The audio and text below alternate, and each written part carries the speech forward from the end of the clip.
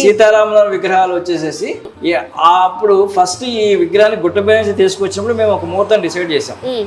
ఆ ముహూర్తానికి పెడదాం అనుకున్న టైంలో ఆ ముహూర్తానికి రాలేదు అసలు. విగ్రహం లేపుకొని తీసుకురావడమే కష్టమైపోయింది. నైట్ 12 గంటలప్పుడు 12-1 గంట అయింది.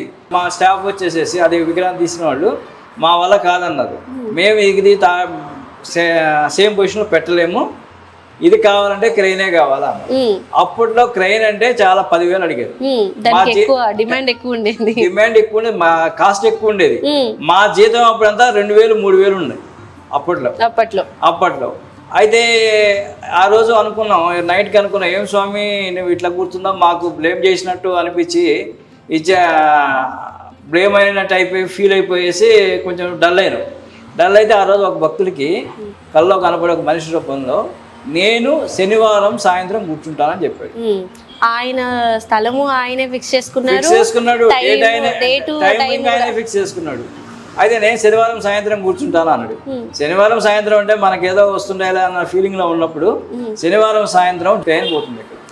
అప్పుడు దాన్ని ఆపితే వాళ్ళు 1,100 రూపాయలు ఇస్తే మేము చేస్తామని. 10,000 చెప్పిన క్రేన్ వాళ్ళు కాకుండా ఇప్పుడు 1,100 వాళ్ళంతటా వాళ్ళే వచ్చి చేస్తే సరే అమౌంట్ రెడీ చేసి పెట్టుకున్నాము. జనవాడ పోయేసి లారీ తీసుకొచ్చి పెట్టారు.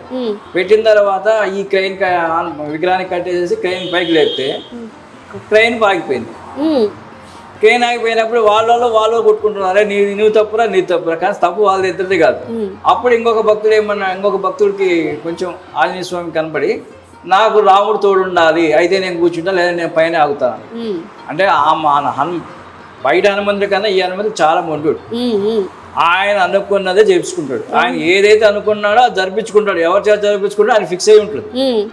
ఆయన ఫిక్స్ చేసుకుంటాడు, వారి చేత జరిపిస్తాడు.